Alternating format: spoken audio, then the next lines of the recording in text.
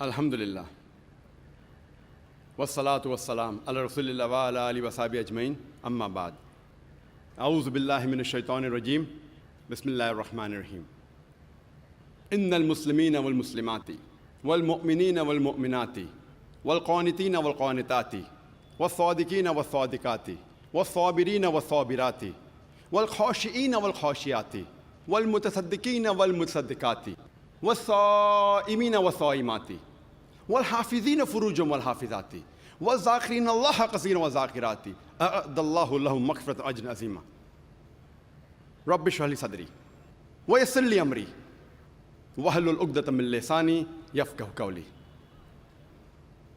The honorable guest of honor, my respected elders, and my dear brothers and sisters, I welcome all of you with the Islamic greetings. Assalamu alaikum wa rahmatullahi wa barakatuh.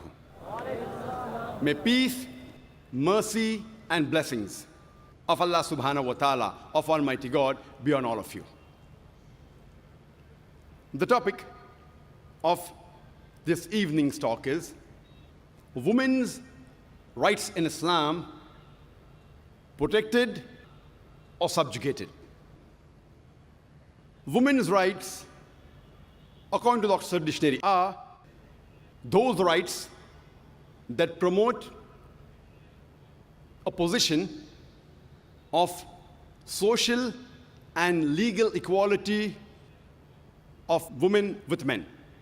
Women's rights, according to Oxford Dictionary, means rights that promote a position of social and legal equality of women with men.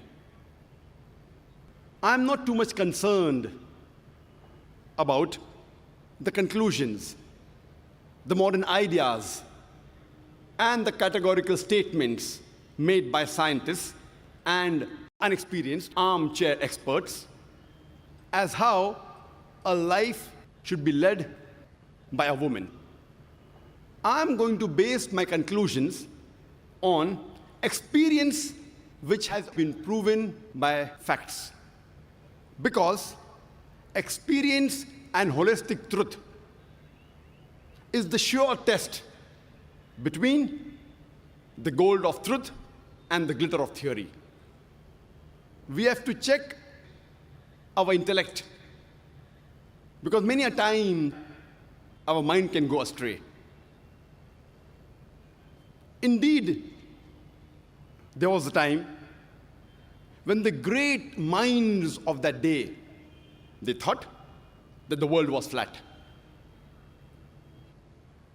If we agree with how the Western media portrays the women's rights in Islam, we have no option but to agree that the women's rights in Islam, they are subjugated and they are not protected.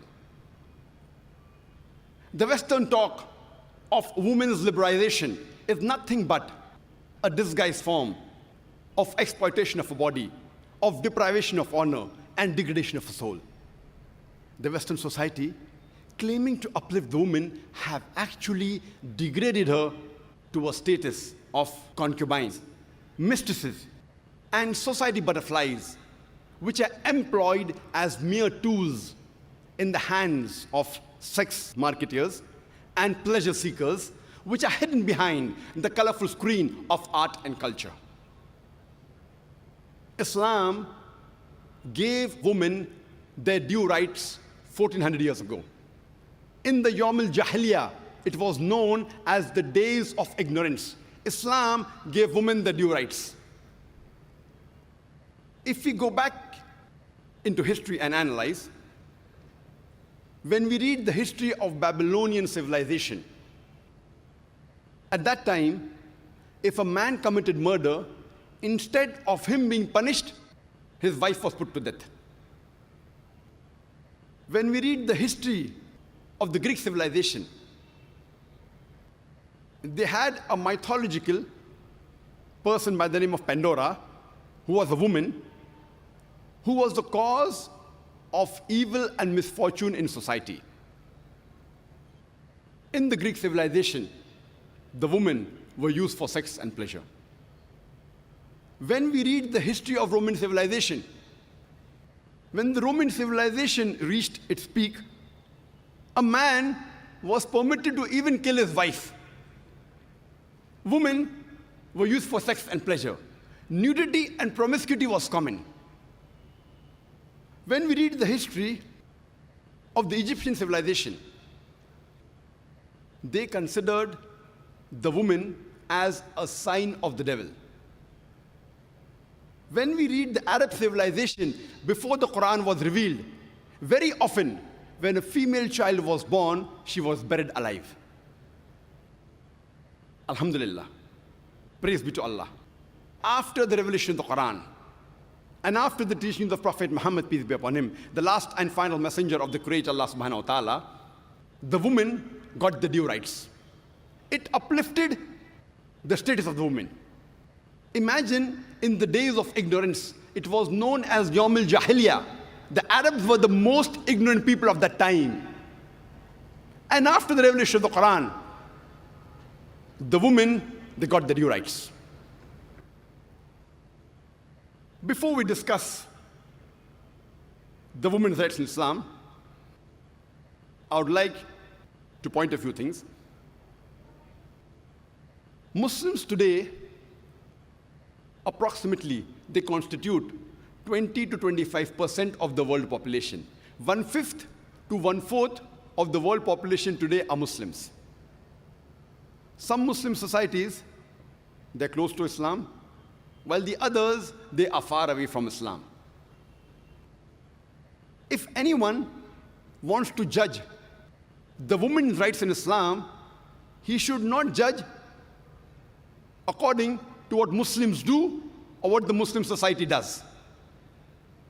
The women's rights in Islam should be based on the authentic sources of Islam.